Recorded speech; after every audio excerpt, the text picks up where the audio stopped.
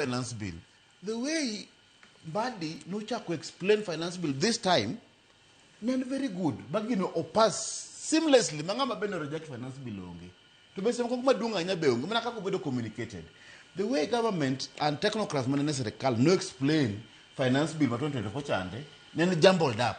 What you reject finance bill, but be rejected. So sometimes onego bed government because you very good communicators to bend the onge misinformation. Kaponti misinformation talk give one of the kamano. Kolo project bill and man listen to onego beni chake to your pin one in political goodwill. A project midwa timono. Messages majoro kai mangeny. And ka summarize messages majoro mibadi.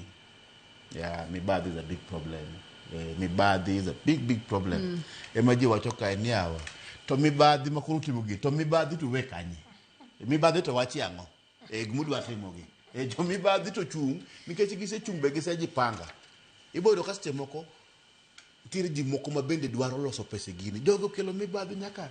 Sechi mwan kod COVID-19. Kawa tiko COVID entuo. Mako ji makuru ji bode os. Lockdown team. Kala jo moko do lokre COVID billionaires kai. So in case we will not deal with acts of corruption, corruption starts from lack of information. Kajo penyo konge gmatemre. Man already is me badi. In case koro already a lot of suspicion. Kama suspicion onge. Kadam na danyu netbed no one called a very good minister before Katawanda took over Minister of Energy.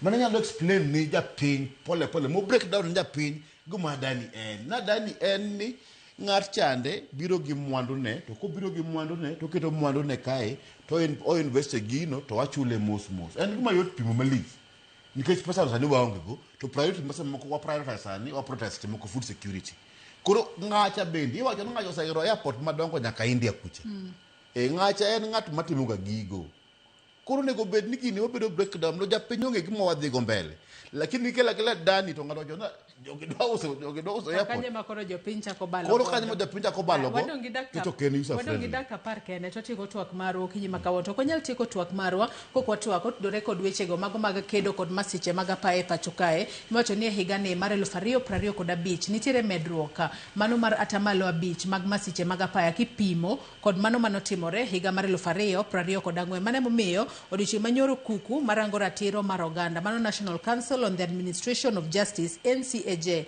olando chenro mar medo kwan apisas e apeini kaka yorno mar duoko chien masiche mag apaya ka bende nowach ni jal moyudo